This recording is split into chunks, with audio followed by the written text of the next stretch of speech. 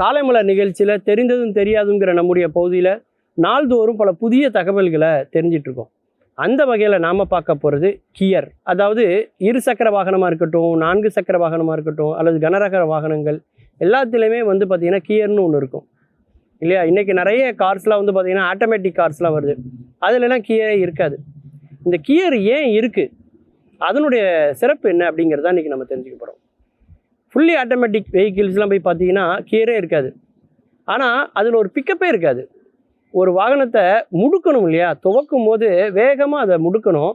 அந்த எடுத்த உடனே அந்த ஃபாஸ்ட் வந்து அந்த ஆட்டோமேட்டிக் கார்ஸில் இருக்காது. அதுக்கு தான் தேவை இந்த கியர் வண்டிகள் அப்படின்னு சொல்லலாம். அந்த கியர் ஏன் வச்சுருக்காங்க அப்படின்னா, ஒரு வாகனத்தை வந்து உந்தி தள்ளுவதற்காக, ஒரு வேகத்தை கொடுக்கறதுக்காகத்தான் அந்த கியர் வச்சுருக்காங்க. அது மட்டும் இல்லை, மலைகளில் ஏறும்போது நமக்கு அதீதமான ஒரு அழுத்தம் கொடுத்தா மட்டும்தான் அந்த வண்டி அந்த எடையும் சுமந்து கொண்டு மேலே ஏறும். அப்போ வந்து பார்த்திங்கன்னா கியர் வந்து ரொம்ப முக்கியம். அதிலும் குறிப்பாக ஃபஸ்ட் கியர், அந்த முதல் கியரில் போட்டால் தான் அந்த வண்டியை வந்து உந்தி தள்ளி அந்த மலையில் அந்த வாகனத்தை ஏற்ற முடியும். அதுக்காக தான் அதை வச்சுருக்காங்க. அது மட்டும் இல்லை, ஒரு வாகனம் ரொம்ப வேகமாக போகிறதுக்கும் எது காரணமாக இருக்குது அப்படின்னா இந்த கியர் தான் காரணமாக இருக்குது. இப்போ first gear, second gear, third gear, fourth கியர்னு சொல்லுவாங்க. ஒவ்வொரு கியருக்குமே ஒரு குறிப்பிட்ட அளவு வேகம் இருந்தால் மட்டும்தான் அந்த வாகனம் வந்து மிகச்சிறப்பாக செயல்படுது, இயந்திரத்தை நம்ம சரியாக இயக்குறோம் அப்படின்னு அர்த்தம். அப்போ 3வது கியர், 4வது கியர்லாம் போயிடுச்சுன்னா வண்டி வந்து மிக அதீத வேகத்தில் அது போகும். அப்படி அதிவேகமாக ஒரு வாகனத்தை இயக்குவதற்கும் அந்த கியர் வந்து ரொம்ப ரொம்ப தேவைன்னு சொல்லலாம். வாகனத்தை வந்து வேகப்படுத்துவதற்கு மட்டும் கியர் இல்லைங்க, இந்த வாகனத்தை முடக்குவதற்கும் இந்த கியர் தான் தேவை. அந்த வாகனத்தினுடைய வேகத்தை குறைக்கணும்னாலும் நீங்கள் கியரை குறைச்சா மட்டும்தான் வாகனத்தினுடைய வேகத்தை வந்து குறைக்க முடியும். அதை விட இன்னொரு விஷயம், அந்த வாகனத்தை பின்னோக்கி நீங்கள் கொண்டு செல்லணும் அப்படின்னாலும் அந்த கியர் தான் தேவை. ரிவர்ஸ் கியர் அப்படின்னு அதுக்கு பேர். நீங்கள் அதை அப்ளை பண்ணால் மட்டும்தான் வாகனம் பின்னோக்கி போகும். இன்னொன்று முக்கியமான விஷயம் என்னென்னா, வண்டியில் ஒரு வேளை பிரேக் பிடிக்கலை, பிரேக் ஃபெயிலியர் ஆயிடுச்சுன்னா கூட அந்த பிரேக்குக்கான பணியும் எது செய்யும் அப்படின்னா இந்த கியர் தான் பண்ணும். உடனே என்ன பண்ணுவாங்கன்னா, கிளச்சை மிதித்து உடனடியாக அந்த கியரை குறைச்சி ஃபஸ்ட் கியர் கொண்டு வந்துடுவாங்க, இல்லை நியூட்ரு கொண்டு வந்துடுவாங்க. அப்படி கொண்டுட்டு வந்துட்டால் அதோடைய வேகம் வந்து படிப்படியாக குறைந்து கிட்டத்தட்ட நம்ம பிரேக்குக்கு இணையான ஒரு செயலை வந்து நம்மளால் வந்து செய்ய முடியும். ஏன் இந்த கியர் அப்படின்னு பார்த்தீங்கன்னா, வண்டியில் வந்து பெட்ரோல் இருக்குது இல்லையா, பெட்ரோல் டேங்க்கில் அந்த எரிபொருளை எவ்வளவு பயன்படுத்தணும் அப்படிங்கிற ஒரு அளவீட்டை குறிக்கக்கூடிய கருவி தான் இந்த கியர்னு சொல்லலாம்.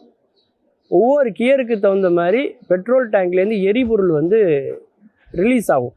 அதுக்கு தகுந்த மாதிரி தான் அந்த வண்டியினுடைய வேகம் அப்படிங்கிறது வந்து இருக்கும். அதுக்காக எரிபொருளை தேர்ந்த முறையில் நாம் செலவழிப்பதற்கு இந்த கியர் வந்து ரொம்ப நமக்கு யூஸ் ஆகுது அப்படின்னு சொல்லலாம். அது மட்டும் இல்லாமல் இந்த கியரில் வந்து பார்த்திங்கன்னா நிறைய சக்கரங்கள் அதில் இருக்கும். அந்த சக்கரங்கள் வந்து சுழல்வதன் மூலமாக அந்த வாகனம் தரையில் ஏற்படக்கூடிய ஒரு உராய்வு, காற்றிலே அது பயணிக்கக்கூடிய திசையில் ஏற்படக்கூடிய உராய்வு, இதையெல்லாம் பொறுத்து அந்த வண்டியினுடைய வேகமானது இருக்கும்.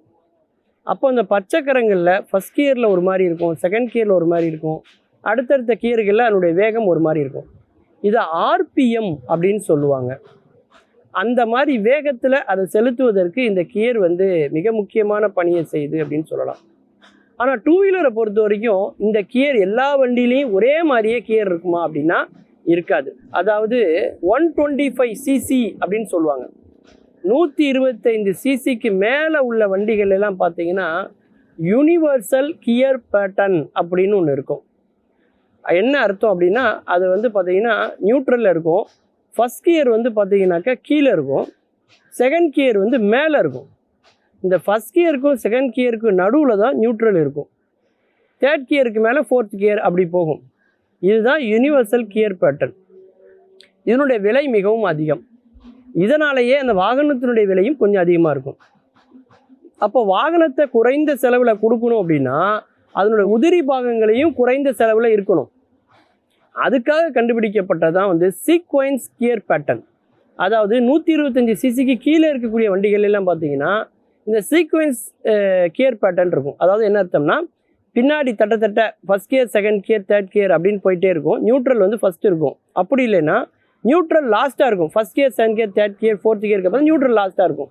இந்த மாதிரி 2 டைப்பில் ஏதாவது ஒரு டைப்பில் 2 தரமான இருசக்கர வாகனங்களும் இருக்குது. அதுக்கு பேர் தான் சீக்வென்ஸ் கியர் பேட்டர்ன்னு பேர். இது வந்து விலை மலிவான வாகனங்களை கொடுக்கணுங்க ஏற்படுத்தப்பட்ட உதிரி பாகம். மீண்டும் பல புதிய தகவல்களோடு அதில் அறியப்படாத பக்கங்களோடு உங்களை சந்திக்கிறேன். நன்றி, வணக்கம்.